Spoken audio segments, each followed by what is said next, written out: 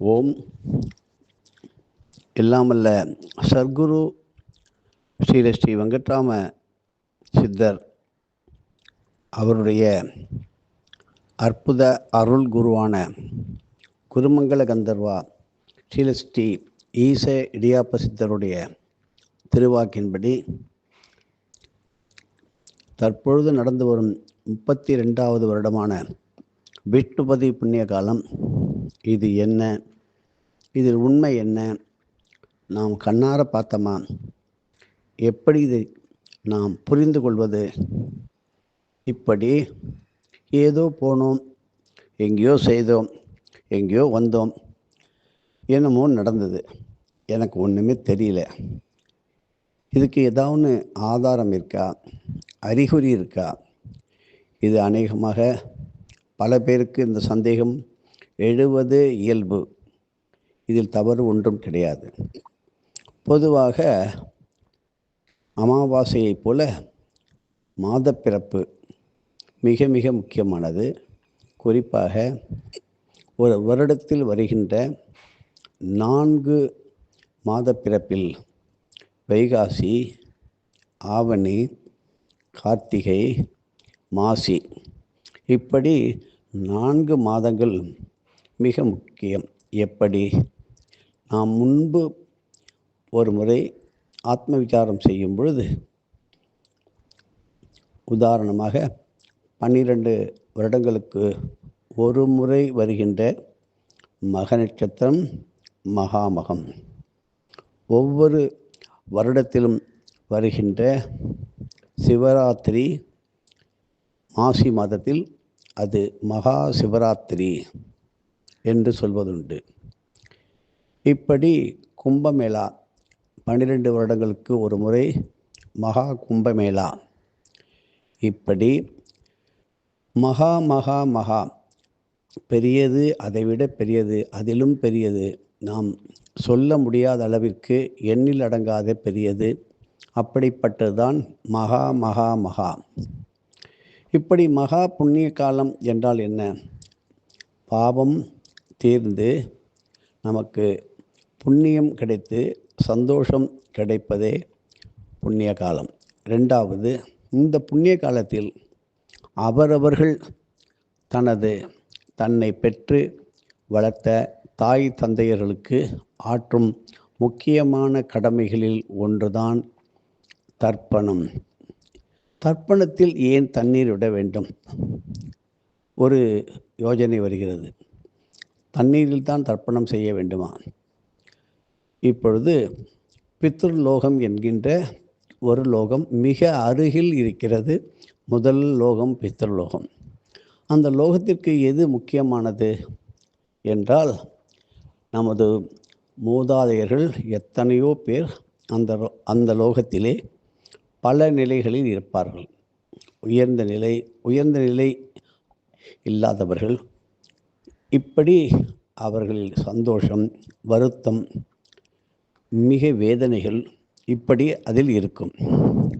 ஆனால் யாராக இருந்தாலும் அவர்களுக்கு அப்பொழுதோ முடிவிலோ தேவைப்படுகின்றது. எப்படி என்றால், ஒரு பெரும் சமுத்திரம், கடலை போல அங்கு நீர் சூழ்ந்து இருக்கின்ற பூமியே அந்த ஸ்தலமானது தான், அந்த லோகம்தான் பித்ருலோகம். இந்த பித்ருலோகத்தில் இந்த அளவிற்கு அந்த நீர் சூழ்ந்து இருக்க வேண்டும் என்பது இறைவனுடைய நியதி. அப்பொழுதெல்லாம் இருந்தது. காரணம், அப்பொழுதெல்லாம் எல்லோரும், எல்லா குலத்தவரும் தனது பெற்றோர்களுக்கு மாத தர்ப்பணம், வருஷ தர்ப்பணம், நித்திய தர்ப்பணம், ஷண்ணாவதி என்கின்ற 96 நாள் முக்கிய தர்ப்பணம், இவைகளை பரிபூர்ணமாக மனமாற செய்தார்கள். இப்படி செய்து வரும் பொழுது அவர்களுக்கு ஒரு ஆனந்தம், இறந்தவர்களுக்கு பெரிய ஆனந்தம். ஆனந்தம் எப்படி? நமது வாரிசான வம்சமான பிள்ளைகள், பிள்ளை வயிற்று குழந்தைகள், பேரன் பேத்திகள், கொள்ளுப்பேரன் எள்ளுப்பேரன், இப்படி பல தலைமுறைகள் ஊற்றிய வார்த்து கொடுத்த எள்ளும் நீரும் அவர்களை ஆனந்தப்படுத்தி ஆனந்த கண்ணீராக பெருக்கெடுத்து ஓடும். இப்பொழுது அடுத்த நிலைக்கு செல்வோம். பாகம் 2ஆக வைப்போம். சப்ஜெக்ட் என்ன? நாம் ஒன்று செய்தால் அவர்கள் 100 1000ஆக நமக்கு பலனை கொடுப்பார்கள். எப்படி கொடுப்பார்கள்? நாம் விட்டது எள்ளையும் தண்ணீரையும் மனமாற செய்துவிட்டோம். அந்த தண்ணீர் ஓரளவுக்கு அவருடைய மனதை, அவருடைய ஆன்மாவை குளிர வைக்கும் பொழுது இறைவனிடம் அவர்கள் வேண்டுவார்கள். என் குலத்தார், என் வம்சத்தார், என் ஊர்க்காரர், என்னுடைய குலத்துக்காரர்கள், என் வளர்ப்பு பிள்ளைகள், என் வயிற்றில் வளர்ந்தவர்கள் எங்களுக்கு அளித்த இந்த எள்ளும் தண்ணீரும் எங்களுக்கு பரம ஆனந்தத்தை கொடுக்கிறது. இறைவா, நீ அவர்களுக்கு கருணை காட்டு, உதவி செய் என்று சொல்லும் பொழுது இறைவன் பரமானந்தம் கொள்வான். உடனே என்ன செய்வார்? இறைவன் பூஜைக்கு வர வேண்டும். முக்கியமாக இந்திரன் வருவார். ஏனென்றால் இந்திர பதவி என்பது அவளது எளிது அல்ல. அந்த அளவிற்கு பூஜைகள், தானங்கள், தர்மங்கள் இவைகளையெல்லாம் பல கோடி யுகமாக செய்து இந்திர பதவி பெறுகின்றார். அந்த இந்திரன் அந்த இடத்திற்கு வரும்பொழுது அந்த இடத்தை புனிதமாக்க வேண்டும். யாரால் முடியும்? நாம் நமது வீட்டையே சற்று வாசலில் அவரவர்கள் குல வழக்கப்படி பசுஞ்சாணத்தால் ஒரு காலத்திலே பசுஞ்சாணம் தெளித்து மெழுகி நல்ல மாவு கோலம் போட்டு வீட்டை அலங்காரம் செய்தார்கள். இப்பொழுது அது வீட்டிலும் ஆலயத்திலும் பல தெருக்களிலும் ஆலய சுவாமி வீதி விழா காலத்திலும் சிறிது அங்கங்கு நடைபெறுகின்றது. இது முழுமையாக பல இடங்களிலே, கிராமங்களிலே, பல வீட்டிலே இந்த தலைமுறையினர் அதை மறந்துவிட்டார்கள். அதனால் அந்த இந்திரனுடைய ஒரு ஆசிகள் நம்மை கிடைப்பது இல்லை. ஆனால் இப்பொழுது ஒரு நிகழ்ச்சிக்கு, நேற்று கண்டிரமாணிக்கத்தில் நடந்த நிகழ்ச்சிக்கு கொஞ்சம் திரும்பி பார்ப்போம்.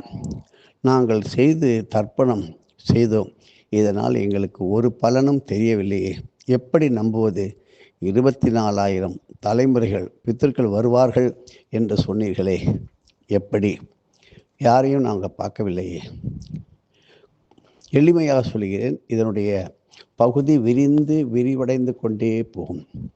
நீங்கள் செல்லும் பொழுது நல்ல சுகமான பயணம் மேற்கொண்டிருப்பீர்கள். அந்த எல்லையை அடைந்திருப்பீர்கள். அங்கே ஒன்றும் உங்கள் கண்ணுக்கு புலப்படாமல் இருக்கும். யாரோ பல பேர் ஏதோ தண்ணீரை ஊற்றி கொண்டு தற்பயாமி தற்பயாமி என்ற ஒரு சத்தம் மட்டும் கேட்டிருக்கும். இதற்கு தேவையான முன்னேற்பாடாக திருவிளக்கு பூஜை செய்திருப்பார்கள். ஆலயத்தில் பல இடங்களிலே பல கலசத்தை வைத்து வருண ஜெபம் செய்திருப்பார்கள். வருணன் என்கின்ற அந்த ஜலத்தை, மழையை கொடுக்கின்ற வருணன் வர வேண்டும் என்றால் அவ்வளவு பூஜைகள் செய்ய வேண்டும். வருணன் வந்துவிட்டால் உடனடியாக இந்திரலோகத்திலிருந்து அத்தனை மகான்களும், சித்தர்களும், யோகிகளும், ஞானிகளும் வந்து தீர வேண்டும். ஏன் மழையாகத்தான் வர வேண்டுமா? அப்படி அல்ல. நாம் அந்த காலத்திலே, முன்பொரு காலத்திலே ஒரு ஊருக்கு, ஒரு ஆலயத்திற்கு, ஒரு கோவிலுக்கு செல்லும் பொழுது அதே ஆலயத்தில், கோவிலுக்கு அருகில் உள்ள நதியில் நீராடி, அருகில் உள்ள குளத்தில் நீராடி அப்படி சென்றது வழக்கமாக இருந்தது. இப்பொழுது நீர்நிலைகள் மறைந்து விட்டது, அழுக்கடைந்து விட்டது. தெரியவில்லை, எனக்கு நேரமில்லை, நான் வீட்டிலே குளித்து விட்டு வந்து விட்டேன், இல்லை என்றால் குளிக்க முடியவில்லை, உடம்பு சரியில்லை, சந்தர்ப்ப சூழ்நிலை சரியில்லை, இப்படியெல்லாம் பல காரணங்கள் அதற்கு வந்திருக்கும். ஆகினால் இறைவன் நம் மேல் கும்பாபிஷேகத்தை போல, ஆலய குடமுழுக்கு போல, அந்த சம்பரோக்ஷணம் போல இறைவன் அருள்மழையாக, தூறலாக, பெரும் மழையாக வந்து அவருடைய திருமேனியிலே தலையிலிருந்து பட்டு அவர்களை முதலில் புனிதப்படுத்தி விடுவான். அப்பொழுது என்ன தீரும்? நாம் சொல்லுவோமே, இனிமேல் உனக்கும் எனக்கும் சம்பந்தமில்லை, தலைமுழுகி விட்டேன். அந்த வார்த்தை தவறானது. இப்பொழுது என்ன செய்கின்றான்? அந்த இறைவன் எல்லோரது தலைமையிலும் அந்த புனிதமான வருண ஜலத்தை, அந்த தீர்த்தத்தை இந்திரனுடைய ஆசியின் மூலமாக அவர்களையும் புனிதமாக்கி இந்திரனை அந்த ஆலயத்திற்கு, அந்த இடத்திற்கு வரவழைத்து வந்தவர்களுக்கெல்லாம் சூக்ஷமமாக, ஸ்தூலமாக, சூக்ஷமம்னா கண்ணுக்கே தெரியாது, ஸ்தூலமாக பல மனிதர்கள் வடிவமாக, ஆண்களாக, பெண்களாக, குழந்தைகளாக, பெரியவர்களாக இப்படி கூட்டமாக இறக்கி விடுவான். பல பேருக்கு இந்த ரகசியம் தெரியாது. ஒரே கூட்டம் தள்ளுமுள்ளு நடந்து விட்டது. தவறாக நினைக்காதீர்கள். அவர்கள் எந்த லோகத்தை சேர்ந்தவர்கள் என்று அநேகமாக பல பேருக்கும் தெரிந்திருக்க வாய்ப்பு இல்லை. அவர்களெல்லாம் எப்படி வந்தார்கள், பிறகு எங்கு சென்றார்கள், எந்த ரூபத்தில் சென்றார்கள், இத்தனை காரு, இத்தனை பஸ்ஸு தான் இருக்கக்கூடிய அந்த சிறிய இடத்திலே இவ்வளவு மக்கள் பெரும் கூட்டம் எப்படி வந்தது, பிறகு எப்படி கண் மூடி கண் திறக்கும் நேரத்திலே ஒரு குறிப்பிட்ட நேரம், காலை 12 மணிக்கு மேலே வைத்துக்கொள்ளுங்களேன், அவர்களெல்லாம் எப்படி எங்கு சென்றார்கள்? சிந்தித்து பாருங்கள். இதுதான் நம்மை மயக்குகின்ற மாயை. காரணம், நாம் அதை பற்றி அமர்ந்து சற்று யோசித்து ஆத்ம விசாரம் நடந்த நிகழ்ச்சியை பார்த்து, சில பேருக்கு சண்டை நிகழ்ச்சியை நினைத்து நினைத்து கோபம் கொண்டே இருப்பார்கள். ஒரு திருமணம் நல்ல நிகழ்ச்சியை நினைத்து சந்தோஷப்பட்டு கொண்டே இருப்பார்கள். இப்படிப்பட்ட நிகழ்ச்சியை அதே போல் நினைக்க மறந்து விடுகின்றார்கள். காரணம், பல கோடி அதில் இருக்கின்றது. இப்படி நடந்த நிகழ்ச்சிக்கு 24,000 தலைமுறைகளுக்கு வர வேண்டும் என்றால், ஒரு தலைமுறையை எடுத்துக்கொண்டால் குறைந்தது ஒரு 100 பேர் வைத்துக்கொள்ளுங்கள். 24,000 தலைமுறை இன்ட்டு 100 பாருங்கள். இப்படி இவர்கள் பல விதத்திலும் பறவைகளாகவும், பசுக்களாகவும், மாடுகளாகவும், ஆடுகளாகவும், எறும்புகளாகவும் வந்தது போக, சிலருக்கு மனித உருவத்திலே அவர்களுடைய குடும்பத்தில் பிறந்த மற்றொருவர் வேறொரு குடும்பத்தில் இந்த ஜென்மத்தில் பிறந்து அவர் அருகிலே நின்று மேலே உரசியது போல, இடித்தது போல, தள்ளிவிட்டது போல நமக்கு காட்சி கொடுத்து நம்மை கொஞ்சம் மனசு வேதனைப்படுத்தி விட்டோம். என்ன, நம்மளை இடிக்கிறாங்களே, தள்ளுகின்றார்களே. காரணம், அந்த தர்ப்பண நீரை நேரடியாக வந்து உறிஞ்சுவதற்கு, ஏற்றுக்கொள்வதற்கு அவர்கள் அப்படித்தான் வருவார்கள். இதிலிருந்து என்ன நினைக்கிறீர்கள்? நீங்கள் சிறிது காலம் தாமதமாகிவிட்டது, நேரம் கடந்து விட்டது என்று நினைக்கக்கூடாது. எல்லாவற்றிற்கும் மீண்டும் நம்மை காக்க வைக்க விட்டார்கள். மிகவும் காத்திருந்தோம் சார். அப்படி அல்ல. உங்களது அடுத்த தலைமுறை பித்தர்கள் வந்து கொண்டிருப்பார்கள். அதனால் அவர்களுக்காக உங்களை சில நேரம், அரை மணி நேரம், 1/4 மணி நேரம், 3/4 மணி நேரம் காக்க வைத்து அவர்கள் அந்த நீரை ஏற்று சொல்வீர்களே, ஸ்வதா நமஸ்தர்ப்பயாமி, இப்படி அவர்கள் அந்த நீரை ஏற்றுக்கொள்வதற்காக உங்களை மனித உருவத்தில் அவர்களே இருந்து தடுத்து நிறுத்தியிருக்கிறார்கள். ஆகையினால் நீங்கள் எப்படியோ அந்த இடத்தை சுற்றி ஏதோ ஒரு இடத்திலே உங்களது தர்ப்பண நீரை நீங்கள் வார்த்தவுடன் அவர்கள் ஆனந்தம் கொண்டார்கள். அதனால் ஏற்பட்டதுதான் இந்த அதிசய. அந்த இடத்தை சுற்றி மட்டும் மழை பெய்தது. அந்த இடத்தை நம்பி வர முடியாதவர்கள் அதை நினைத்து பல இடங்களிலே, சுற்று வட்டாரங்களிலே, கிராமங்களிலே செய்ததும் அவர்களுக்கு மழையாக பெய்தது. இப்படி மாதப்பிறப்பு என்றால் மழை வர வேண்டும். ஒவ்வொரு மாதமும் தீங்கின்றி நாடெல்லாம் திங்கள் மும்மாறி பெய்து, மாதம் பிறக்கும் பொழுது ஒரு மழை, மத்தியில் ஒரு மழை, கடைசியில் ஒரு மழை. கார்த்திகைக்கு மிஞ்சிய மழையும் கிடையாது, கர்ணனுக்கு மிஞ்சிய கொடையும் கிடையாது என்பார்கள். இப்பொழுது யோசித்து பாருங்கள், உண்மை இருக்கிறதா இல்லையா? இப்படி நடந்ததுதான் விஷ்ணுபதி மகா புண்ணியகால வைபவம். இதை விளம்பரத்துக்காக சொல்வது ஒரு பக்கம் இருக்கட்டும். எப்படியோ பல ஜோதிடர்கள், அருள்வாக்குக்காரர்கள், ஆன்மீக அன்பர்கள் எல்லாம் விஷ்ணுபதியை விளக்கமாக சொல்ல முடியவில்லை என்றாலும் இதை எடுத்து சொல்வதும் அவர்களுக்கு ஒரு பெரும் பாக்கியம். இதில் தவறு வந்தால் கண்டிப்பாக இறைவன் தண்டிக்க மாட்டான். அவர்களுக்கு மேலும் நல்ல ஞானத்தையும் அறிவையும் கொடுத்து சிறந்த விளக்க உரை ஆன்மீக குழந்தையாக இறைவன் மாற்றுகின்றான். இப்படித்தான் ஒவ்வொருவரும் நான் தான் சொன்னேன், நான் தான் இந்த விஷ்ணுபதி காலத்தை சொன்னேன் என்று சொல்வது தவறு இல்லை. ஏனென்றால் நமது சர்க்குரு ஸ்ரீ வெங்கட்ராம சுவாமிகள் சொல்லுவார், இப்படி யார் வேண்டுமானாலும் சொல்லிக் கொள்ளலாம், தவறு ஒன்றுமில்லை. நாங்கள் சொன்னதை யார் ஒருவர் எடுத்து சொல்கின்றாரோ அவர்களுடன் தான் நாங்கள் இருப்போம் என்று சொல்வார். நான் என்று சொல்ல மாட்டார். காரணம், குருமங்கள கந்தர்வ லோகம் என்பது ஒரே ஒரு சித்தன் மட்டும் இருக்க மாட்டான். அண்ட சராசரங்களையும் பல ஆயிரம் கோடி அண்டங்களையும் ஆள்கின்ற ஒரு சித்தருக்கு கீழே பல கோடி சித்தர்கள் இருப்பார்கள். அதைத்தான் நாங்கள் செய்வோம், சொல்வோம் என்று தான் சொல்வார் நமது வாத்தியார். அப்படித்தான் நம்ம பார்த்திருக்கிறோம். இதில் தவறு ஒன்றுமில்லை. இதை கேள்விப்பட்ட பல பேருடைய வாரிசுகள் தான் இன்று இதை பற்றி கொஞ்சம் தெரியாமலும் சொல்லியிருக்கலாம். ஆனாலும் இறை காரியங்களை, குறிப்பாக பித்திருக்கடன்களை செய்ய சொல்லி மகிழ்வித்தவர்களுக்கு பெரும் புண்ணியம் கிடைக்கும். நல்வழி காட்டுகின்றார்களே, நாம் குறை சொல்லக்கூடாது. இப்படி நடந்த ஒரு அற்புதமான மகா புண்ணிய காலமாக 32 விதமான அறங்கள் நிறைந்த இடம்தான் கண்டிர மாணிக்கம். அப்படி இருக்கும்போது அந்த தர்ம தேவதைகளும் அங்கே வந்திருக்கின்றதே, பார்த்தீர்களா? நீங்கள் பார்க்க வேண்டாம். கண்டிப்பாக அந்த தர்ம தேவதைகளின் பரிபூர்ண அருள் ஆசிகள் பெற்றுத்தான் நீங்கள் வந்திருப்பீர்கள்.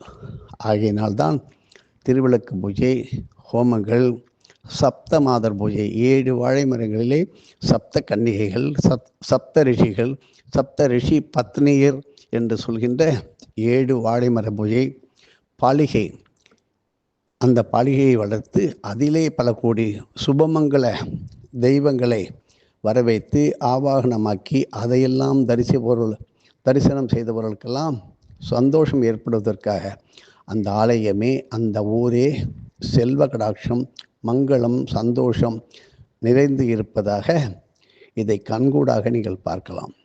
ஆகையினாலே இவ்வளவு கஷ்டப்பட்டு ரொம்ப சிரமப்பட்டு வந்துட்டோமே, நான் நினைத்தது மாதிரி சொன்ன நேரத்துக்கு வீட்டுக்கு வர முடியவில்லை, கிடைக்க வேண்டாம், அப்படி நினைக்க வேண்டாம். சில பேர் சொல்லுவீர்கள் ஆங்கிலத்தில், மேன் ப்ரப்போசல் காட் டிஸ்போசல். அப்படி கிடையாது. இறைவன் முன்பாகவே திட்டம் போட்டு விட்டான். God proposed, man disposed. இப்பொழுது மாற்றி சொல்லுங்கள், இறைவன் நினைத்ததை மனிதன் மூலமாக அதை நடத்தி சாதித்து காட்டி வருகின்றான். இதற்கு காரணம் ஒரு சர்க்குரு. இப்படி நமக்கு வழிகாட்டிய இந்த விஷ்ணுபதி புண்ணிய காலத்தை ஏன் உலகெங்கும் பல நாடுகளிலே நடத்துவதற்கு ஒரு சர்க்குரு மூலமாக எப்படி இயக்கினான், எப்படி நடந்தது, இப்படியெல்லாம் உண்டா? இப்பொழுது ஆத்ம விசாரம் ஓரளவுக்கு உங்களுக்கு புரிந்திருக்கும். பலவிதமான நிற ஆடைகளை அணிந்து வந்திருப்பார்கள். காரணம், அந்தந்த லோகத்தினுடைய வண்ணங்களை குறிப்பது ஆகும். நீங்கள் நினைத்திருப்பீர்கள், ஒரு ஆணாக, வயதானவர்களாக, முதியவர்களாக, ஒரு சிறிய குழந்தையாக, பெண்மணிகளாக ஏதோ ஒரு ரூபத்தில் இருப்பார்கள். நீங்கள் உங்களுடைய அந்த 24, 64 பல ஆயிரம் தலைமுறை உங்களுடன் இருந்தவர்களை நீங்கள் எப்படி போய் பார்க்க முடியும்? உங்களுக்கு எப்படி தொடர்பு கிடைக்க முடியும்? இந்த விஷ்ணுபதியிலே தொடர்பு கிடைத்து விட்டது. இப்பொழுது தெரிந்து கொள்ளுங்கள், இதுதான் நம்மை நாம் அறிந்து கொள்கின்ற விதம் என்பதை ஆத்ம விசாரம். நாம் நடந்ததை விசாரம் செய்து பார்க்கிறோம், எண்ணி பார்க்கிறோம். இப்பொழுது விஷ்ணுபதி மகா புண்ணிய காலத்திற்கு பெரும் உதவி செய்த எத்தனையோ இந்த ஒளிபரப்பு, காட்சி, தொலைக்காட்சி, இப்படி எத்தனையோ விதத்திலே இப்பொழுது அலைபேசி மூலமாக காணொளியாக ஏற்பாடு செய்து அருளி செய்த அத்தனை பேருக்கும் இந்த பலன்கள் சேரும். அவர்களை திட்டாதீர்கள், வெய்யாதீர்கள். இதில் தேதி மாறிவிட்டது என்று பல பேர் வேதனை பெறுவீர்கள். தவறு ஒன்றுமில்லை. ஒன்றுக்கு இரண்டாக நேற்றும் இன்றும் ஏன் நாளைக்கும் தினமும் தர்ப்பணம் செய்ய வேண்டியது செய்யாததனால் கடவுள் ஒன்றுக்கு இரண்டாக நம்மை அதை ஈடுபடுத்த வைத்து அவன் பெரும் ஆற்றலை, பெரும் தெய்வீக சக்தியை, பெரும் அருளை நமக்கு ஒன்றுக்கு இரண்டாக, ஒன்றுக்கு மூன்றாக கொடுத்து கொண்டு இருக்கின்றான். இதுதான் வாக்கியம், இதுதான் வேதம். வாக்கியம் என்றால் சொல், வாக்கியம் என்றால் வரி, வாக்கியம் என்றால் எழுதப்பட்டது, வாக்கியம் என்றால் குறிப்பிடப்பட்டது, வாக்கியம் என்றால் அந்த ஊரை சார்ந்தது, வாக்கியம் என்றால் அந்த ஊரில் உள்ள ஆலயத்தினுடைய தெய்வீக அனுஷ்டானங்களை ஒத்து வருவது. இதுதான் வாக்கியம். வாக்கியம் என்பது தவறில்லை. இதே போல பொதுவாக உலகத்திற்கே சொல்வது திருக்கணிதம். திருக்கணிதம், திருக்கென்கின்ற லோகம் ஒன்று இருக்கிறது. இது உலகம் முழுவதும் நடந்ததே. இது எங்களது ஆலயத்திலே இப்பொழுது பிரம்மோற்சவம் நடந்து கொண்டு இருக்கிறது என்று சொல்வார்கள். அதே பிரம்ம உற்சவம், அதே பவித்திர உற்சவம் பல ஆலயங்களில் வெவ்வேறு மாதங்களிலே மாறி மாறி வருகின்றதே. அது எப்படி? இதுதான் வாக்கியம். வாக்கியமும் ஏற்புடையதே. ஆகையினால் எதிலும் நாம் மாறுபட்ட கருத்துக்களை எடுத்துக்கொண்டு குறை சொல்லாமல் எல்லோருடன் ஒத்து செல்ல வேண்டும். எத்தனையோ தவறு செய்தவர்கள், தேவையற்ற பிரச்சனைகளில் மாட்டிக்கொண்டவர்கள், அவர்களுக்கெல்லாம் இறைவன் காருண்ய வள்ளலாக, கருணை பெருங்கடலாக வந்து அருள் பாலித்து வருகின்றான். இதை அறிந்து கொள்வதற்குத்தான் ஒரு சந்தர்ப்பம். அதுவும் விடுமுறை நாளாக. நாம் சாக்கு சவாப்பு சொல்லக்கூடாது. ஏனென்றால் லௌகீக வாழ்க்கையிலே கஷ்டப்படுகின்றார்கள். அவர்களுக்கு ஒரு விடுமுறை நாளில் வர வேண்டும் என்பதுதான் இருக்கும். கார்த்திகை ஞாயிறு என்பது நரசிம்மர் கண்திறந்து பார்க்கின்ற நாள். நரசிம்ம அவதாரத்தை பற்றி எல்லோருக்கும் தெரியும். எப்படிப்பட்ட கர்மாக்களையும் பொசுக்குகின்றவர்.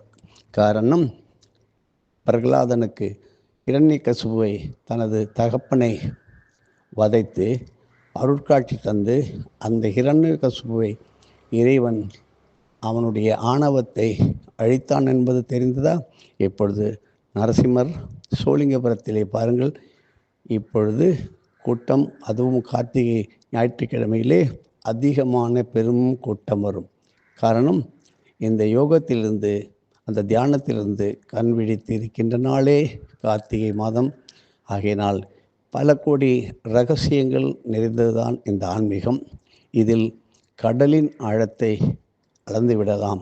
ஆனால் ஆன்மீகத்தினுடைய எல்லையை ஒரு துளி கூட அவ்வளவு எளிதாக பிடிக்க முடியாது. ஆனால் ஒரு குருவானவர் உங்களுடன் இருக்கும்பொழுது நீங்கள் அந்த எல்லையையும் தாண்டி அவர் பின்னாடி பல கோடி லோகம் உங்களுடைய பித்திருக்களை, உங்களுடைய மூதாதையர்களை சந்திப்பது போல உங்களுக்கு அடுத்த நிலைக்கு உங்களை அழைத்து செல்வான். இதில் எந்த சந்தேகமும் வேண்டாம். இப்பொழுது ஆத்ம விசாரம் ஓரளவு புரிந்திருக்கும். நேற்றைய நடந்தது தான் என்பது அல்ல. நேற்று நடந்தது நல்ல விதமாக நடந்தது. ஆகையினால் மகிழ்ச்சியாக இருங்கள், சந்தோஷமாக இருங்கள். சந்தோஷத்தை நாம் வளர்த்து கொள்வோம், மகிழ்ச்சியை பெருக்கிக் கொள்வோம். நாம் செய்வதற்கு காரணம் நமது பெற்றோர்களே, மூதாதையர்களே என்று நினைத்து இதற்கு உதவியவர் ஒரு குரு. அவர் யார் வேண்டுமானாலும் இருக்கலாம். நமக்கு இந்த பூலோகத்திலே முதல் விஷ்ணுபதி கொண்டாடிய இடம், முதல் தர்ப்பணம் நடத்திய இடம், இதை பற்றி விளக்கமாக புத்தகமாக ஆன்மீகத்திலே ஸ்ரீ அகஸ்திய விஜயம் என்கின்றதை 1987 முதல் உங்களுக்கு கொடுத்து வந்து கொண்டிருக்கின்றோம். அப்பொழுதிலிருந்து உங்களுக்கு விஷ்ணுபதி, பிரதோஷம், ராகுகால பூஜை, யமகண்ட பூஜை, கிரகங்களின் வக்ரகதியிலே செய்ய வேண்டிய பூஜை மற்றும் ஆயுர் தேவி பூஜை, இப்படி பல ஆலயங்களில் நடக்கின்ற இறை ரகசியத்தினுடைய காட்சியை பள்ளியறை பூஜை, சிவபாத பூஜை, சாம்பிராணி மகிமை, துளசி மகிமை, மஞ்சள் மகிமை, அருகம்புல் மகிமை, இப்படி பலவற்றை எடுத்து கொடுத்து கொண்டே இருக்கிறோமே. யோஜனை பாருங்கள். சொல்லுங்கள். உங்களுக்கு நாங்கள் சொல்வதில் சந்தேகம் இருந்தால் சந்தேகம் இல்லாத ஞானப்பத்திர கிரந்தத்திலிருந்து மாற்றி தமிழ் முறையிலே, தமிழ் மொழியிலே மற்றும் தெலுங்கு, ஆங்கிலம், ஹிந்தியிலும் இது வந்து கொண்டிருக்கின்றது. இப்பொழுது தொழில்நுட்பம், விஞ்ஞானம் முன்னேறிய காரணத்தில் ஏஐ என்கின்ற நிலையிலும் வந்துவிட்டது. திருவண்ணாமலையிலே வந்து சேர்ந்திருப்பவர்கள் யார்? தெலுங்கு தேசத்தில் அல்ல. அந்த தெலுங்கு தேசம் என்று தவறாக நினைக்கக்கூடாது. தெலுங்குக்காரர்கள் என்று சொல்கின்றார்கள். அதற்கு சொன்னான் பாரதி, சுந்தர தெலுங்கு. அவர்களுக்கு மாதம் கார்த்திகை மாதம் பிறந்து 15 நாட்களை கடந்து விட்டது. நமக்கு தமிழ் மாதத்திலே நேற்று தான் மாதம் பிறந்தது. இப்படி அவர்கள் ஒரு மாதம் முன்பாக அவர்கள் பயணம் செல்லும். இப்படி சூரியன் சந்திரனை வைத்து தான் காலத்தை நிர்ணயம் செய்வார்கள். நமது வழக்கப்படி பகலில் திருமணம், ஆந்திரத்தில் வழக்கத்தில் நீங்கள் பார்த்திருப்பீர்கள், இரவில் திருமணம். அவர்கள் சந்திரனை சாட்சியாக வைத்து திருமணம் சுப நிகழ்ச்சிகளை செய்கின்றார்கள். நாம் சூரியனை சாட்சியாக வைத்து பல சுப நிகழ்ச்சிகளை கொண்டாடுகின்றோம். ஆகினால் இரண்டும் நாம் கண்ணால் பார்க்கக்கூடிய தகப்பனாக சூரியனையும் தாயாக சந்திரனையும் ஒரு சேர தரிசிக்க முடியும். மற்ற கிரகங்களை நாம் சூக்ஷ்மமாக கேட்க முடியும், உணர முடியாது, பார்க்க முடியாது. ஆனால் அவைகள் தன் வேலையை செய்யும். ஒவ்வொரு மனித உடலிலும் 9 துவாரங்கள் இருப்பது போல நவக்கிரக தேவதைகளும் ஒவ்வொரு மனிதனுடைய உடலில் இருந்து கொண்டிருக்கின்றான். இந்த தேவதைகள் சரியாக இயங்க விடாமல் தடுக்கும் பொழுதுதான் உயிர் பிரிகின்றது. பூத உடல் என்று சொல்கின்றோம். இந்த ஜீவன் இல்லை என்றால், ஜீவசக்தி இருக்கும்பொழுது சிவன் உள்ளே உறைந்திருக்கின்றான். அது மறையும் பொழுது சிவன் என்கின்றது மாறி சவம் என்கின்ற நிலையில் ஒரு நிலை ஏற்படுகின்றது. ஆனால் எப்படிப்பட்ட மனிதனாக இருந்தாலும் ஒரு கால அளவில் இந்த உலகை விட்டு அடுத்த உலகிற்கு அடுத்த நிலைக்கு சென்றுதான் தீர வேண்டும். அது நல்ல நிலையாக இருக்க வேண்டும். இப்படி கர்மத்தை, பாவங்களை அதிகமாக செய்துவிட்டு, கொடுமையான துரோகங்களை எல்லாம் செய்துவிட்டு, என்ன பூஜை, என்ன தானம், என்ன பரிகாரம் செய்தாலும் அவர்கள் இந்த நிலையிலே இப்பொழுது உள்ள காலத்தில் அதற்கான விடிமோட்சம் என்று சொல்வார்கள். விடிவு காலம் கிடைக்காது. ஆனால் காரணம், முன்னொரு காலத்திலே இப்பொழுது ஏமாற்றினார், திருடிவிட்டார், அபகரித்து விட்டார் என்று சொல்கின்றோம். முன்பு ஒரு காலத்திலே நாமே அதே ஜென்மத்திலே அவர்களது சொத்துக்களை, பொருள்களை சூறையாடி, ஏமாற்றி, வஞ்சகம் செய்து நமது வம்சத்திலே யாரோ ஒருத்தர் அபகரித்திருப்பார். அதன் விளைவே உங்களது பொருள் இழக்கப்பட்டது என்று பொருள் கொள்ள வேண்டும். ஆகையினால நீங்கள் இப்படி எடுத்துக்கொள்ளக்கூடாது. நீ போன ஜென்மத்தில் பண்ணிட்ட, அதனால் உன் வீட்டில் நான் எடுத்துட்டேன், அப்படி செய்யக்கூடாது. ஆனாலும் இடிப்பார் இல்லாத ஏமரா மன்னன் கெடுப்பார் இல்லாமல் கெடும். அப்படித்தான் இனி கலியுகமானது ஓடும். எந்த மன்னனும் எந்த அரசனும் ஒரு நல்ல விஷயத்தை சொல்லி கொடுக்கின்ற ஒரு அற்புதமான ஒரு உத்தமர் அருகில் இல்லாமலும் அவர் சொல்வதை கேட்காமலும் இருந்தால் எத்தனையோ அரசர்கள், மகாராஜாக்கள் இப்பொழுது என்ன ஆனார்கள்? அவர்கள் இருந்தார்கள். இறந்த தேதி பல அரசனுக்கு தெரியாமல் போய்விட்டதற்கு காரணம் பக்தியின்மை, சிரத்தையின்மை, பொறுப்பு இல்லாதத்தனம். ஆனாலும் இப்பொழுது ஒரு ஆத்ம விசாரத்திற்கு வந்து கொண்டிருக்கின்றோம். ஆத்ம விசாரம் தொடர்ந்து பார்ப்போம். எதுவும் என்னுடையது அல்ல, அனைத்தும் உன்னுடையதே. அருளாளா, அருணாச்சலா.